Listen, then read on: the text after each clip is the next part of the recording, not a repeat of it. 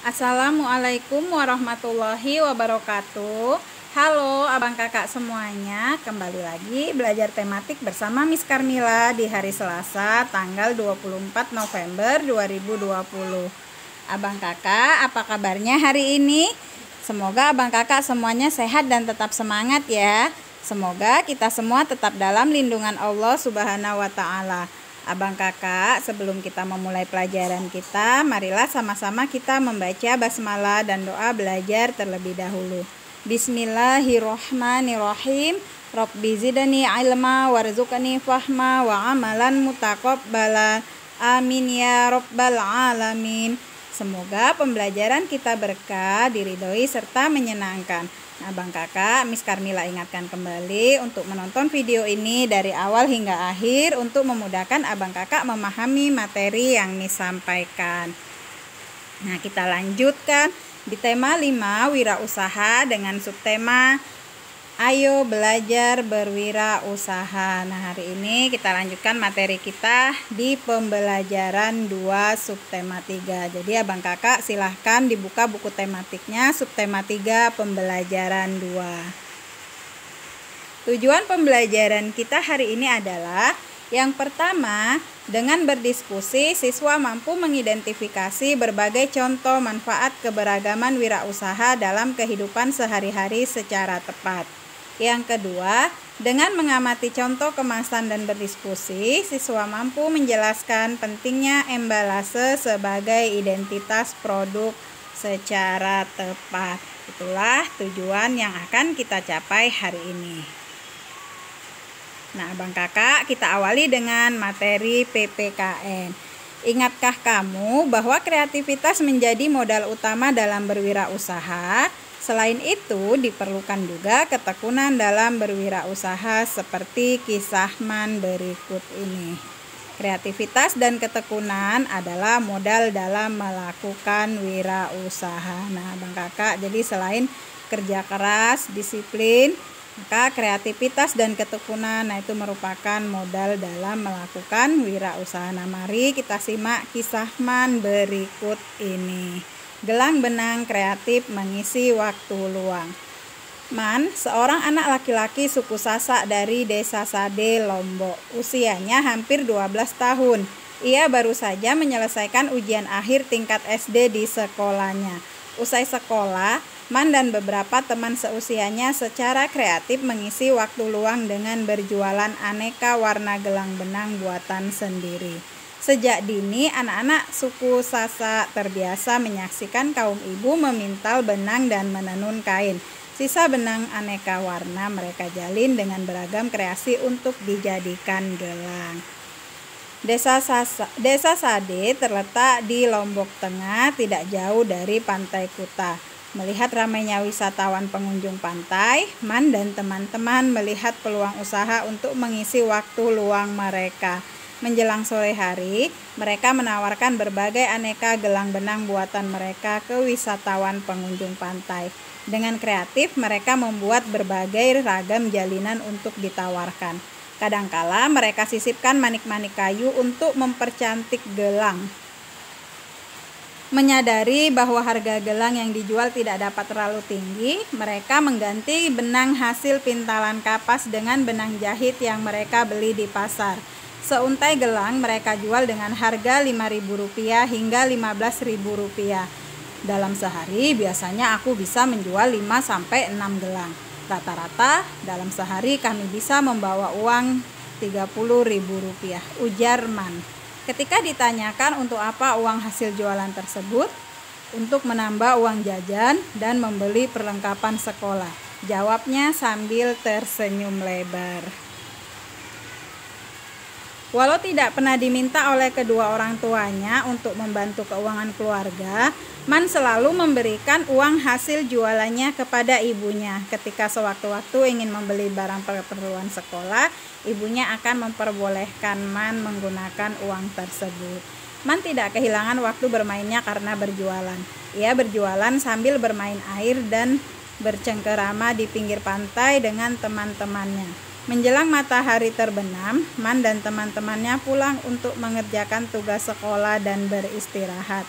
Ketika tugas sekolah sudah selesai, Man membuat beberapa gelang untuk mengisi kembali persediaan untuk berjualan esok hari.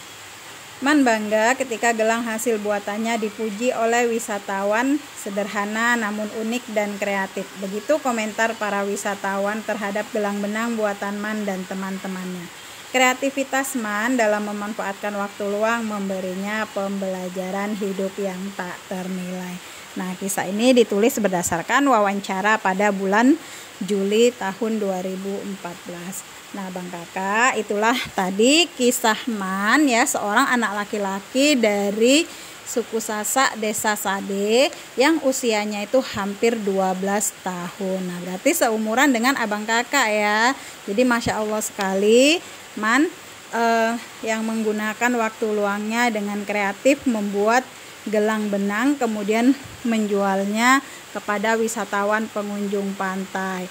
Nah, jadi Man ini menggunakan waktu luangnya ya dengan berjualan gelang tersebut. Nah, sikap Man ini patut ditiru ya Abang Kakak. Nah, meskipun tidak pernah diminta oleh kedua orang tuanya untuk membantu keuangan keluarga, namun Man dengan rela ya dia membantu kedua orang tuanya dengan ya berjualan gelang tadi dan memberikan uang hasil jualannya kepada ibunya. Jadi ketika ia ditanya ya untuk apa uang tersebut, ia menjawab bahwa uang tersebut digunakan untuk menambah uang jajan dan membeli perlengkapan sekolah. Jadi untuk membeli perlengkapan sekolah Man bisa menggunakan uang dari hasil jualan tersebut. Nah, Bang Kakak, Masya Allah sekali sikap Man ini sangat patut ditiru ya. Jadi meskipun dengan ia berjualan gelang namun tidak mengganggu waktu belajar dan waktu bermainnya, karena ia membuat gelang dan berjualan itu ya setelah selesai pulang sekolah dan mengerjakan tugas-tugas sekolahnya ya. Jadi dengan kegiatannya menjual benang ya, menjual gelang benang dan memanfaatkan waktunya ini memberikan pembelajaran hidup yang tak ternilai bagi Man sendiri ya, dan bagi teman-teman dan keluarganya. Nah, Abang Kakak, sekarang latihan untuk Abang Kakak. Silahkan Abang Kakak jawab pertanyaan berikut ini. Yang pertama, apa jenis usaha yang dilakukan Man dan teman-temannya untuk mengisi waktu luang mereka? Yang kedua, apa manfaat usaha anak-anak tersebut bagi kehidupan mereka? Nah, kemudian yang ketiga, faktor-faktor apa yang mereka pertimbangkan saat melakukan usaha tersebut? Nah, silahkan Abang Kakak jawab dan Abang Kakak bisa baca kembali teks bacaan tersebut. Nah, kita patut bersyukur pada Tuhan yang telah menciptakan manusia dengan beragam kemampuan sehingga bisa saling melengkapi dalam memenuhi kebutuhan hidup. Nah, Bang Kakak, jadi kita harus banyak-banyak bersyukur kepada Allah yang telah menciptakan manusia itu dengan beragam kemampuan ya. Ada yang pandai menggambar, ada yang pandai menjahit, ada yang pandai menyanyi, ada yang pandai memasak, sehingga kita bisa saling melengkapi dalam memenuhi kebutuhan hidup kita sehari-hari.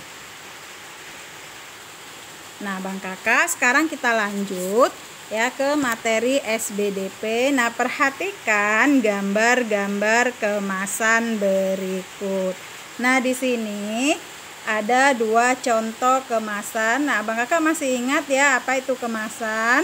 Nah, kalau dalam kehidupan sehari-hari kita menyebutnya dengan istilah bungkus ya, bisa bungkus makanan, bungkus jajanan ataupun bungkus minuman. Jadi kemasan ini merupakan bungkus daripada produk yang ingin dipasarkan oleh wirausaha. Nah, di sini kita bisa lihat yang pertama di sini adalah kemasan yang berbentuk tabung ya. Nah, kita bisa lihat dalam kehidupan sehari-hari kita banyak kita jumpai kemasan yang berbentuk tabung, misalnya makanan ringan ya, ini kalau di sini adalah keripik singkong. Nah, ada juga keripik kentang ya, misalnya Mr. Potato. Nah, selain makanan juga ada minuman ya, minuman kaleng yang dia berbentuk tabung, contohnya saja susu Bir Brand ya. Nah, itu juga berbentuk tabung. Nah, kemudian yang kedua di sini adalah kemasan yang berbentuk kerucut. Nah, di sini ada Mang Caca es krim ya. Jadi nah, kita juga sudah mempelajari ya fungsi kemasan. Nah, fungsi kemasan itu kan untuk melindungi dan mengawetkan produk ya dari sinar ultraviolet, dari kelembaban udara, dari panas, sehingga ini ya produk tersebut tetap terjaga mutunya. Nah, kemudian juga sebagai efisiensi. Nah, ini untuk memudahkan penghitungan, kemudian pengiriman dan penyimpanan. Nah, selain itu, kemasan juga berfungsi sebagai identitas produk. Nah, di sini kita bisa dengan melihat kemasan kita bisa mengetahui ya informasi yang dikirimkan oleh wirausaha. Jadi kemasan berfungsi sebagai alat komunikasi. Nah, kita baca di sini bahwa ada tulisan keripik singkong. Jadi kita bisa ketahui bahwasanya ini adalah keripik singkong, gurih, renyah dan nikmat. Nah, di sini juga terdapat label halalnya. Begitu juga dengan kemasan yang berbentuk kerucut. Nah, ini berarti adalah dengan tulisan Mang Caca es krim, berarti kita bisa mengetahui bahwasanya itu adalah produk es krim. Nah, abang kakak, di materi SBDP ini kita akan mempelajari tentang reklame. Salah satunya itu adalah embalase. Nah, apa itu embalase? Embalase adalah reklame pada kemasan produk yang berisi pesan-pesan grafis yang menarik untuk konsumen. Ya. Nah, jadi masih ingat ya Bang Kakak apa itu arti reklame?